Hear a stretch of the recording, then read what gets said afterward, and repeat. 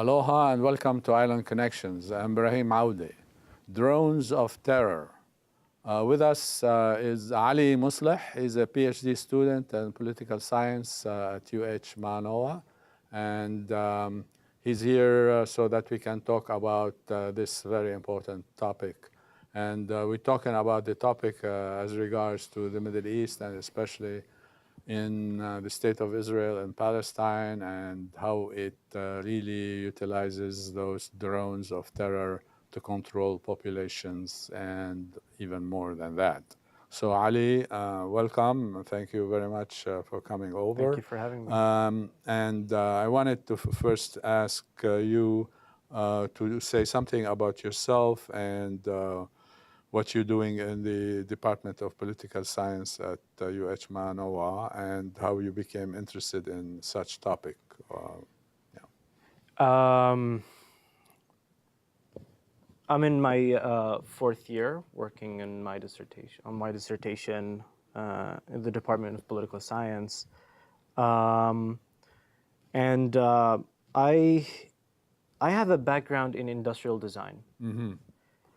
And I've always been interested in how Israelis use architecture, right, to control Palestinians. But then I noticed how things began to change after 2005, and the use and their increasing reliance on machines that are controlled from a distance, right? And the connection between the development of these machines and the requirements of the settler-colonial state. That got me interested in connecting how different institutions from their military industry to the political institutions to the military cooperate together to re-engineer the state, especially through the use of these technologies. I've been working on this for at least 3 years now.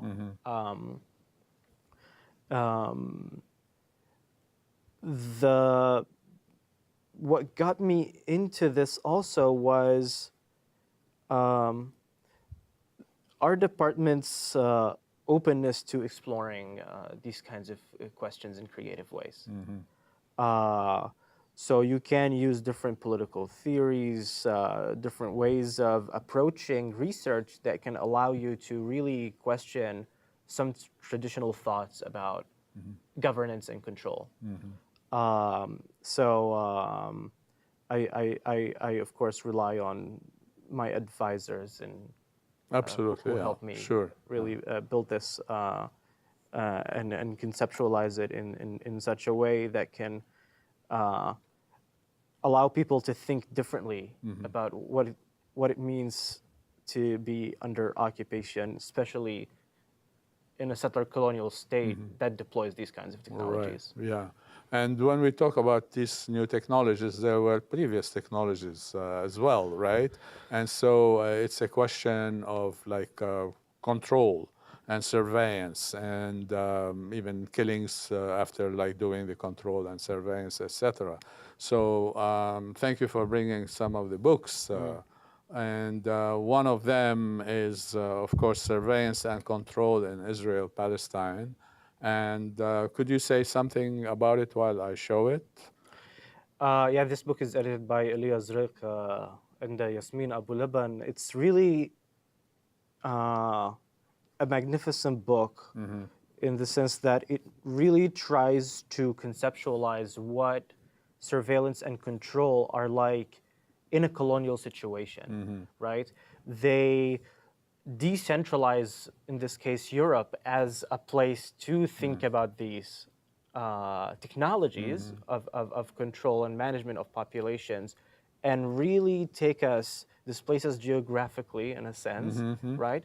To help us start and think about what it means to be under a settler or colonial regimes, right, that deploy surveillance and control in ways that try to further exploitation, land grabs, the elimination of natives and to replace them with settlers. So in a way, they're incorporating these technologies within greater political systems, Yes. right? To show us how those technologies begin to produce different kinds of outcomes. Right. And this book covers a wide range of surveillance tactics in Palestine and places it within a broader history of colonization in the last 100 years, I would say. Maybe, from 48 to Yeah. Right. more, Like to almost the 70. present. Yeah. Yeah, Almost 70. But it's interesting. Like we used the term settler colonialism. I mean, I remember Maxime Rodinson, French Jewish writer and thinker, and he wrote a book in the 70s, Israel, a settler colonial state with a question mark, And so the evidence was it is a settler colonial state. So why are we saying a settler colonial state? I mean, that is something maybe our viewers would be interested in, because you mentioned something about replacing indigenous population, but could you say something more beyond that about it? Sure. So settler colonialism is part of the family of what we call colonialism, Yes. right? From Euro-colonization that began centuries ago to the present. This is where we're calling modern colonialism. Right. So colonialism could be systems of exploitation where you would have an imperial center, right, sending in armies and officers and even companies, right, to extract resources, to exploit the local population, to control them. But the difference between that form of colonialism and settler colonialism is that what you begin to have in settler colonialism is the movement of populations to another people's land in order to replace them. Okay, so it's a permanent movement of peoples. Okay, where in order to settle the land, they have to engage in what Patrick Wolf calls a logic of elimination, and this logic begins to structure the whole society in order to replace one with another. One of great Palestinian attempts to conceptualize what settler colonialism is by Fayez Sayegh. In 1965, he published this book. I think it was under the Palestine Liberation Organization, in order to understand what the Palestinian people are dealing against. And he says, the difference between colonialism and settler colonialism is that colonialism is not the outcome of an already established national project. It is, in fact, a product or an outcome of the instrument of colonization, right? So colonization is the process of nation building. So you don't already have an established society that engages in outward violence, right, in places around the world. No, people move to a place and they begin to nation build there. All right, yeah. So this is actually very important because our viewers to know about this. And this is like 2011 book, and a lot of, it's edited, so a lot of authors have contributed to it. And it's by Routledge, so it's a good one to take a look at least. Another one is before we establish the drones thing. I mean, it's a question of control and surveillance. That's why I started with this. But this one brings us into this book Hololand by Eyal Weizman, right? So this is. Let me put it here so we can, Hololand, again by Weizman, Eyal Weizman. And so this guy is an architect, right? Correct. So could you say something more about the book, which is a wonderful one? Sure. HoloLens idea is creative in the sense that Weizmann tries here to think about architecture as a mode of control and the materialization of settler colonialism, right? And he explores it really through an architectural lens. How to read buildings politically is what comes out of this project, right? So it's not only the usual concern that we have is that those buildings are on stolen land. That is taken for granted here. What is going on in this book is that he actually tries to study how those buildings are shaped, where they are located, the kinds of formations they take, right, as political in themselves, as ways of materializing politics. And in that sense, he comes up with really a magnificent archive of the architectures of occupation. And he really shows us through the book how the architecture of occupation, from bases to settlements, are not merely just there to control, but how the architecture of occupation is translated into the architecture of national realization for the Israeli state. And it's not on the land, but underneath as well.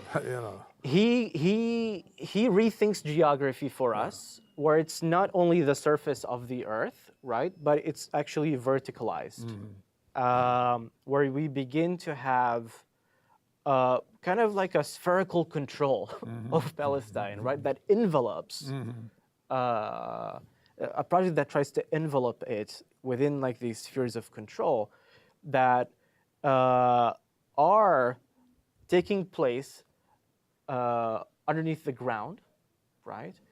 So, for example, Jerusalem, right, where you have digging of places for archaeological research, right, to establish kind of the legitimacy of the state and things like that. Yeah. Create history instead of of uncover it, create it. Yeah. Yeah, it's definitely a productive process. It's not just that they've identified objects and this, and he takes us to, for example, how settlements are located on hills, right? And in locating them on hills, they are deployed as this urban surveillance mechanism over Palestinians. Absolutely. And not only that, they become part of the logistics of the occupation, where they also serve. Most of the times, they also serve as places from which soldiers are deployed, from which weapons are deployed. So they kind of, Ben Gurion had this term for Israeli settlements. He called them living human walls, right? And to him, a living human wall was basically like this fusion between a settlement and a base, a military base, and that to him was what the body politic should look like, and you see how through that mentality, how war becomes, in a way, total. Yeah, and these colonies, from even before 1948. These were and still are the building blocks of settler colonialism. Oh, for sure. I mean, this is like something very important. It's not like, oh, I want to live next to Palestinians because I love them, as like Netanyahu would say, like, oh, we want to live next to them, but they don't want us, like how he turns it around, etc. No, building, designing, and putting together the construction material for these buildings is a project of nation building. Yeah, absolutely. Right? And settler nation building. In the sense that, like I said, eliminate to replace. Right, and changing the contours of the place and creating a different kind of design. For sure. Since you were into design. And even like the stone that they used, especially in Jerusalem, has to be uniform and this and that. Right. So it changes the entire fabric, of that kind of society. Yeah, myths of holiness become attached to different kinds of stones, Yeah. right, that are used on buildings to extend, let's say, Jerusalem from the old city as like the holy site to a greater Jerusalem that is holy and eternal, and all these discourses. Yes, you yes. know. Well, we move into like surveillance through or via drones, and in terms of that. So I want to show this book, Life in the Age of Drone Warfare. The question, is there life, or what kind of life in the age of drone warfare? And so Lisa Parks and Karen Kaplan as editors. And the interesting thing that these are edited books, meaning like a number of people are contributing to it. Right. So here, this is the book. So could you say something about that? Well, this is a new book. I just received my copy. Yeah, 2017 actually. Yeah. And one of the reasons I got this book is because Lisa Hajjar, a Palestinian American scholar, tries to explore or do a comparative study of Israeli and American use of drones. And of course, she studies law. And she teaches law, so it's from that I think legal lens. The legal, the legal one, So it's interesting to have it like as part of your dissertation reference in your dissertation, and so forth. And then shall we go into the ethics of drone warfare, just to show the books first, and then Sure.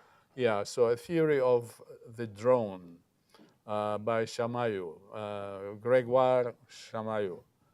So right here. So I think this one is 2013 book or 2014. It's older. Yeah, older. But it's the ethics is still the ethics. Right? So what he does in this book, he focuses on the United States, but there's one section in the book where he talks about what is called necroethics. This is what he calls the 2013 book. The ethics of the drone. Right? It's a necroethics. So we can show the book also. Go ahead. In terms of as a term, necroethics reminds me of Achille Mbembe, who talks about what is called necropolitics. And necropolitics is basically the subjugation of life to the power of death. Yes. Okay. So what kinds of ethics develop from this kind of power, of necropower? And he begins to talk about it here. Now, the Israelis were amongst the pioneers in shaping necroethics and drone necroethics. Particularly Asa Kasher and Amos Yadlin, who wrote the Israeli Army's Code of Ethics. And in there, they do this thing where, from their point of view, they try to show that the soldier's life is as important as anybody else's life. The point is to eliminate the distinction between combatants and non-combatants, okay? Which, according to international law, there are different responsibilities and protections that go into these categories. And to them, there's more a burden on a combatant, right? And less on non-combatants in terms of protecting life. So they want to restore, in a way, a balance that they think is lost because of these laws. And it's, it's in a way, it comes out of their settler-colonial project in the sense that to them, the soldier, right, is this, what they call a citizen, is a settler, right? They're trying to protect the soldier's presence as a settler, right, on Palestinian land, and to transfer risk and responsibility from the soldiers as occupiers, right, to the Palestinians, to the other side, to the weaker side, to the citizen, right, to the civilian. Yeah, and then another interesting thing here is that, okay, they might have a code of ethics, if you can call it that, of sorts, for the Israeli offense forces. The settlers who are armed and engage in all kinds of criminal activities, terrorizing the Palestinians, there's no code of ethic for these guys, one. And then there's no code of ethic for the Israeli army in relationship to those settlers and how they protect them against innocent indigenous populations. In a sense, you know, when I think of ethics, I think about relations, and I try to differentiate a little bit from moral codes. Of course, Israel claims that it's has the most moral army in the world, but you know, time has shown that this claim is not about them abiding by certain codes, right?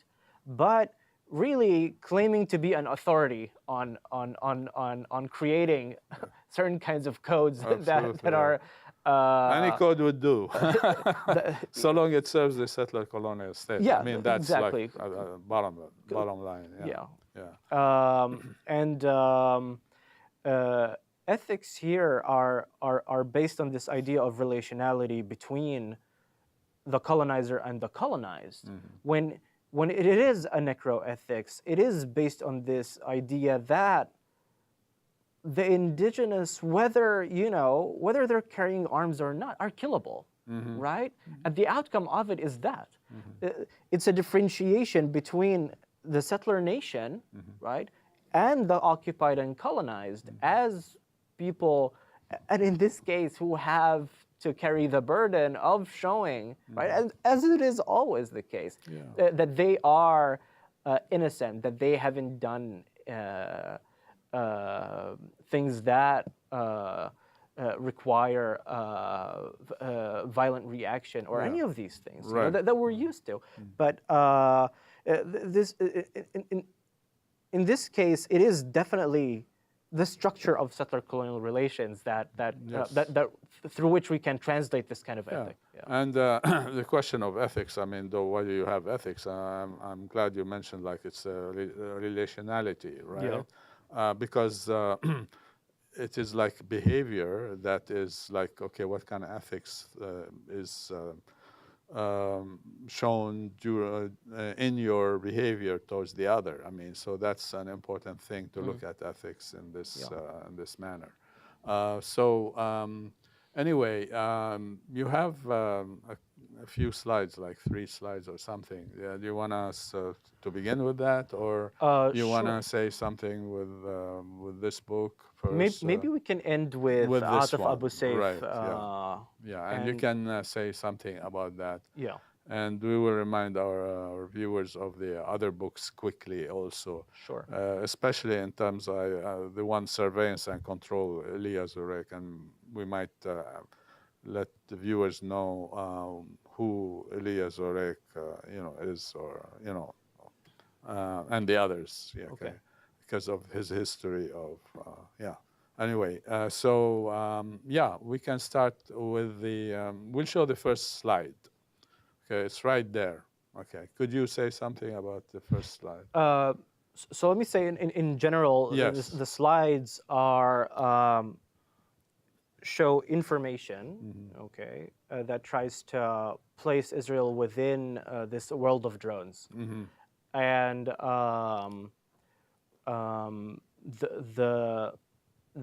the first slide, it talks about, as you can see, global drone exports. Right. Israel is the largest drone exports in the world.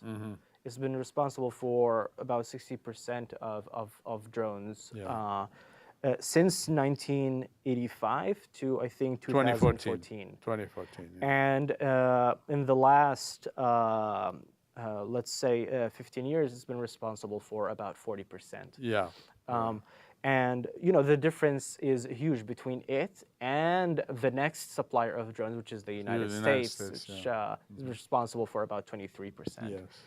This might change soon because of the aid package and the restrictions that the U.S. has now on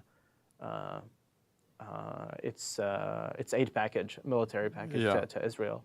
Yeah. But what is also important to know is that these drones are also amount to, let's say, 10% of total Israeli weapons exports. Yeah. Right. And it is expected to rise 5 to 10% each year until 2020. Till 2020, which is not too far from now.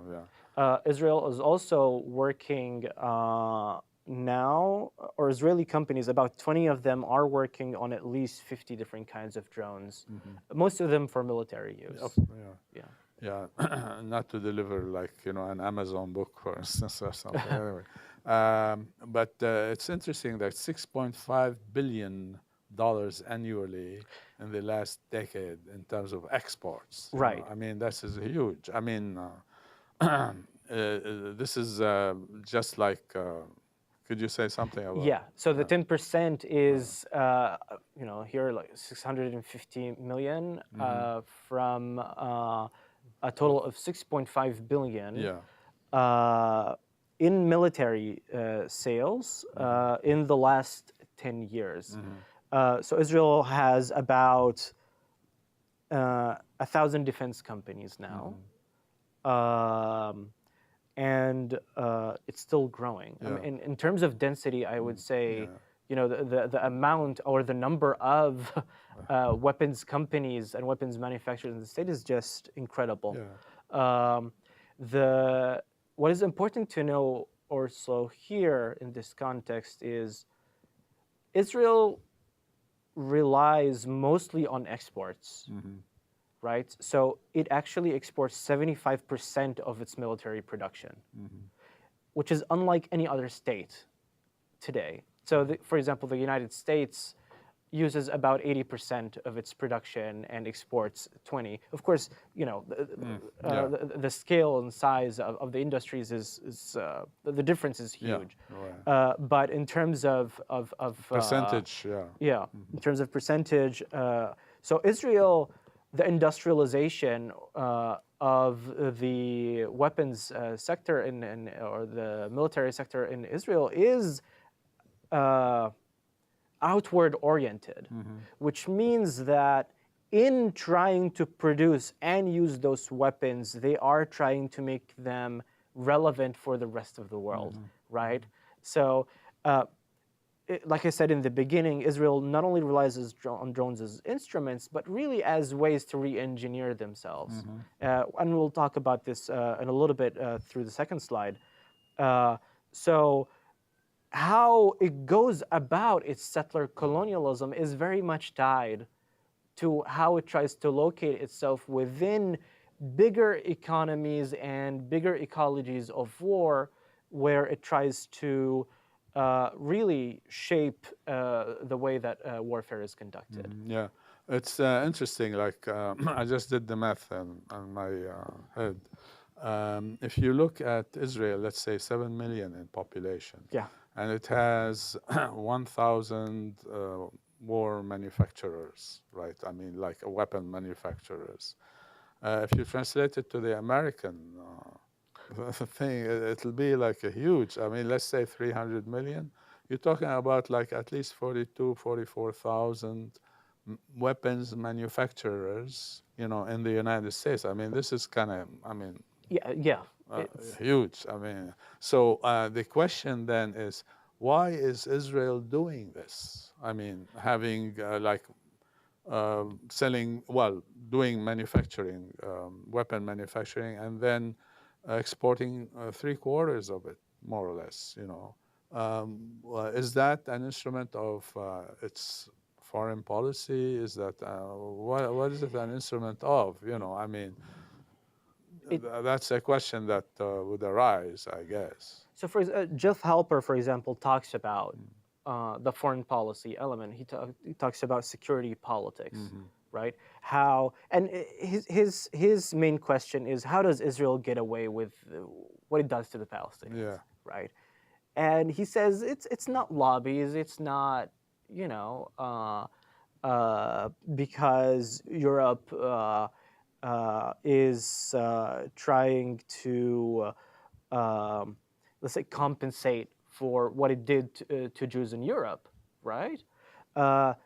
He says it's weapons. It's the weapons industry. Israel is... so I think with drones, it has sold to about 24 countries, but with the broader industry, it has connections with more than 120 countries in the world. The right? U.S. relies heavily on Israeli technology as well. I mean, and they have like joint ventures and all that kind of stuff. They do. I'll show in the next slide this relationship. I'll try to explain it more. So Jeff Halper thinks about it in this way, right? The place of Israel in the world is to him maintained through these kinds of military relations. Absolutely. And those security relations, it's important to note that they're not under the purview of democratic governance. No. Right? It's security. No. Yeah, right? Absolutely. It's relations between sovereigns, right? And there's no really transparency when it comes to these things. So Israel has a greater space to maneuver, right, and engage in its politics within those kinds of spaces. So drones open up spaces for it to do its politics. Absolutely, right?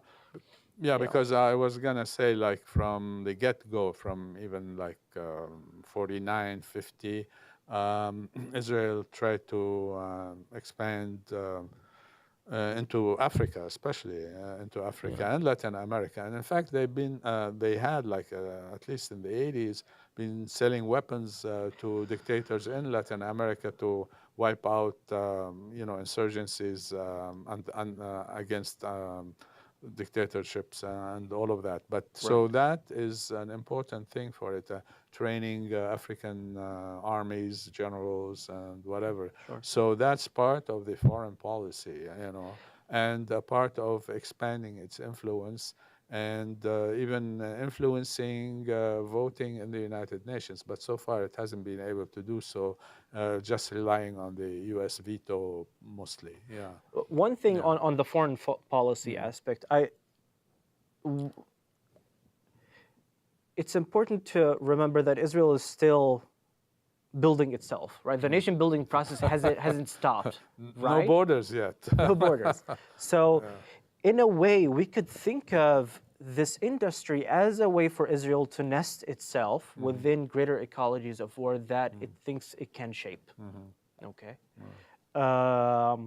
And I think they feel that by doing that, they can secure their project, right? The idea is to build and to get people to adopt doctrines that have been developed in Israel, right, in order to secure their settler colonialism. So, and when they do that, they say always, and this is something that a lot of people are thinking about now, is how Israel talks about its weapons as combat proven, right? How it presents itself, and this is, you could find this in their archives and in their state archives.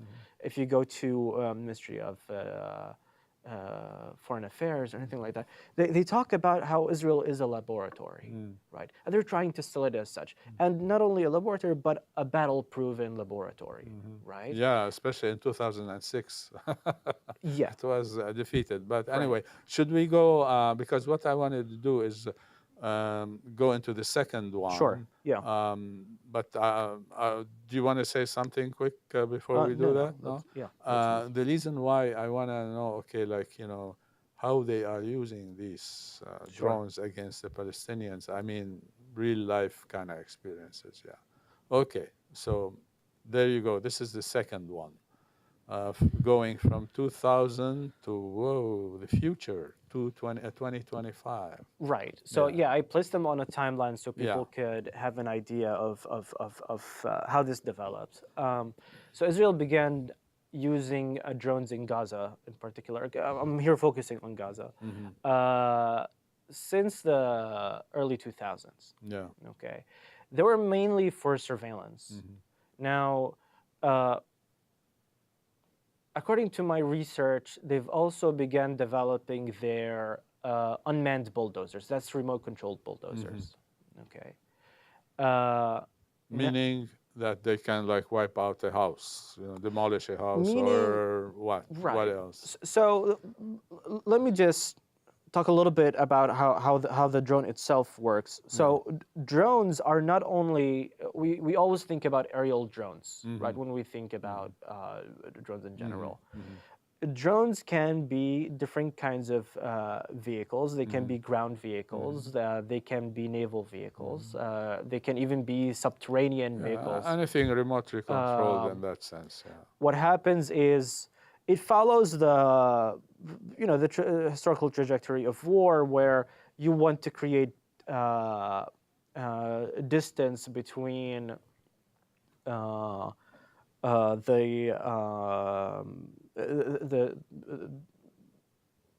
distance between yourself and the target. Right. In this case, it wasn't only about increasing the range of fire of the military of the weapon that is being used, but actually creating distance between the operator of the weapon and the weapon itself. Yes. Okay.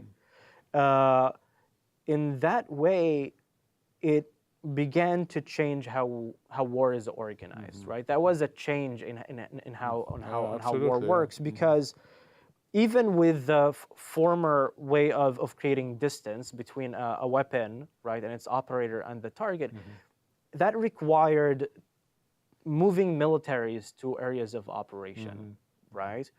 The drone, no, it can be operated, in the U.S. case, from Nevada to operate and surveil Pakistan and or shoot Afghanistan, in Afghanistan.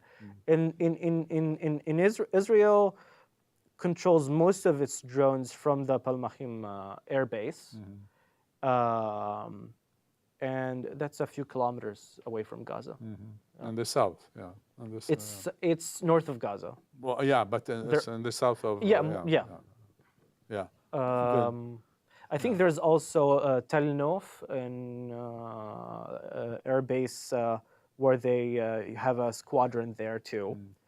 Now, what happened was a peculiar case where Israel was, after the start of the Second Intifada, Israel was worried about its ability to maintain the occupation. Okay. And particularly in Gaza, where resistance was really fierce. Now, what they wanted to do is to begin to separate themselves from the Palestinians, right? And in trying to do so, they were trying to decrease the military footprint in areas of Palestinian residents, right? Pull their army behind fences and and borders that they can guard and through which they can enforce the occupation. And what happened then is that they began to use more drones, targeted assassinations, right? What's called targeted assassinations, where they try to identify elements in Palestinian resistance in order to liquidate them, right? Now, what happened is that Israel began planning in 2003 for evacuating all of its settlement establishment from Gaza, right? That's about 8,000 settlers. And not only them, but also the settlers in uniform, the soldiers, okay? So they were pulling the whole occupation out of Gaza. But they were thinking, how do we do this, right? And they began to plan for what they called the occupation after the occupation. And the idea was that they can begin to control Gaza from the air. Okay. And that's what they started doing. They deployed what they called a canopy of fire, right? Imagine Gaza's airspace covered by squadrons of drones, really, that try to enclose it within its sphere of operation. But throughout the years, we began to notice that they're not only including aerial drones, but there's a whole mentality, right, that is being deployed here where they are thinking about how do we control populations through remote control, really, right? And since some of those weapons are also robotized, right, in the sense that they are autonomously operated, they don't require somebody to control them. They're controlled by robotic means. Okay, so drones, of course, you know, they're a mix usually. Some of their drones can take off and land on their own. They're also working, or in general, there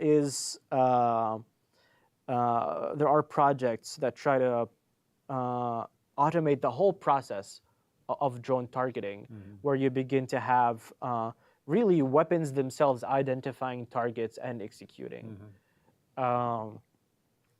So what we began to see in Gaza is really this idea of delegating violence to machines.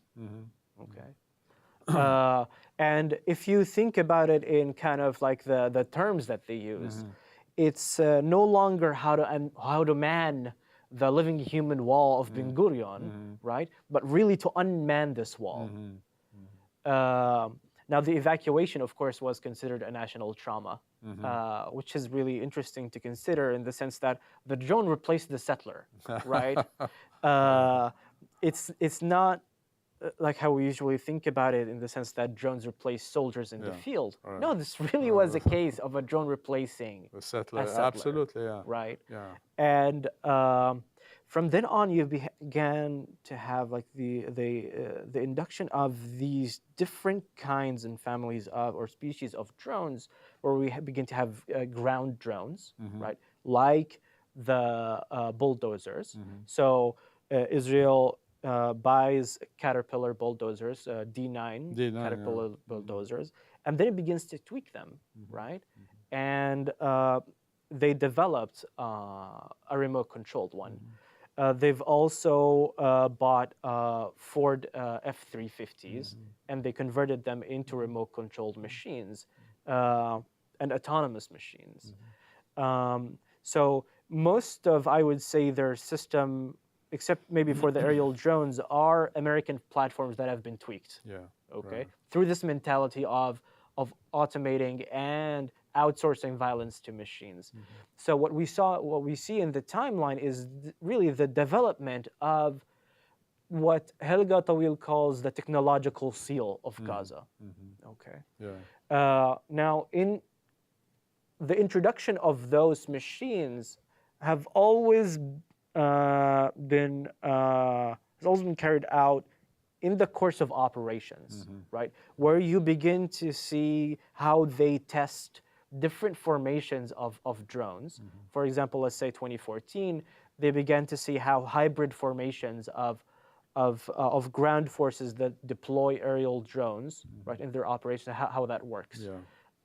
How they can combine ground drones as kind of, let's say, the main forces that enter Gaza, and then they secure the soldiers who come in later on. Right. And the mentality goes even beyond those mobile vehicles, where we begin to see, for example, towers with machine guns on top of them that are also remotely controlled. So this becomes a pervasive mentality. So we can think about the drone not only as a weapon, but here as a principle that organizes. Yeah. Israeli Yeah. thought. The other thing, the interesting thing, let's say the coming war, because there will be one, because Israel, cannot live without war. I mean, we have, it has proven that since 48, if not before, until now. That might have implications on war against like Lebanon, against Syria, against, all of that. So that's an interesting one. But I just wanted, One point on this. Yeah. What is interesting about these weapons is that they're generally dumb. Yeah. Yeah. And these weapons are not easily deployed against standing armies. Well, right? we know like smart bombs, how dumb those were in many Right. cases. When they talk smart here in the sense that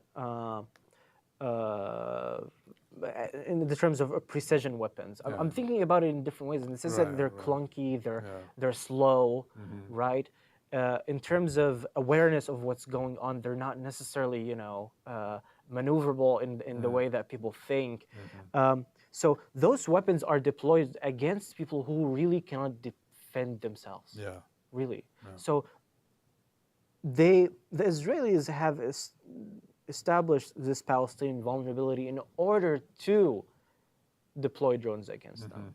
Okay. No, yeah. In a sense, Gregoire Chamaillou talks about how the drone deploys this idea of the hunt, right? That this is not warfare. This is not different like forces meeting against each other. Not this even is a hunt. It's a turkey shoot.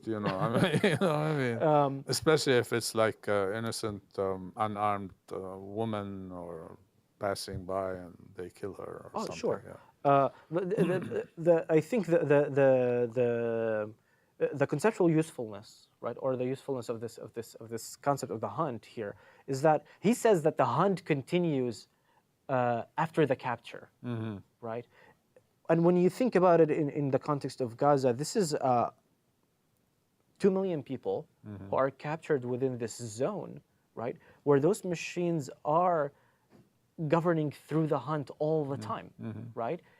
It's not like where those cases where you have identified fighters or enemies of the state, and the state is looking for them everywhere in the globe, for example, the United States. Now, these are cases... Free fire zone, basically. I mean, you can think about it. It's an enclosed zone where this is a absolutely. Perpetual way of governing populations. Right. So shall we go to the third one? Sure. Yeah. Okay. Can you say something about that? So the third one, I put this in to give people an idea of how much they rely on those weapons, right? So this is from Corporate Watch, and it shows you the percentage of people who were killed only by aerial drones, right? I'm not talking about the rest of the machines that were deployed, but only by aerial drones. And you would see how, for example, in 2012, 78% of people who were killed by drones. And they said that they were testing drone squadrons as the way and as the main way of conducting. The graph shows in 2012 78%. Yeah. In 2014, about 37% of the people who were killed in Gaza, who, by the way, I mean, then they killed about 2,100 people, and about 70 to 80% of them were civilians. Civilians, yeah. In 2014, about 500 children were killed, and according to a study, about 150 of them, between 130 and 150, were killed by drone launched missiles. Yeah. So when you look at the numbers, this is just aerial drones, and you could tell how much this weapon has become part of Palestinian daily life. Yeah. I mean, this is interesting. But the Israelis have just killed a number of fighters who were not fighting. They were in a tunnel. In a tunnel, right? Yeah. And what is called defensive, not offensive tunnel, So, and they tried other things, like, they utilized gases in those rockets. So that killed a lot of people, even the people who went to rescue. they were affected by the gases still in the tunnel and so Right. forth. Yeah. When this whole mentality of how do we outsource violence to machines is kind of how they organize the relationship between the industry and the field, right? Yeah, and yeah. I know. I just wanted to interject. Sorry, but interject. Like, there is a brain behind all of that that is allowing this project to continue, and so there is like this kind of ideology of Zionism. Yeah. Yeah. I mean, we just want to make sure like people not forget about Zionism. You know what I'm saying? Oh, for Yeah. sure. And so to stop these, then you gotta stop. The Zionist ideology and the Zionist organization. So in 2012, Yeah. the Israeli army actually published on their website a picture of that was captured by a ground drone, right? It's called the Patroller, I guess, or Guardian, or one of those. And it was supposedly, the caption underneath said Nakba riots in 2012.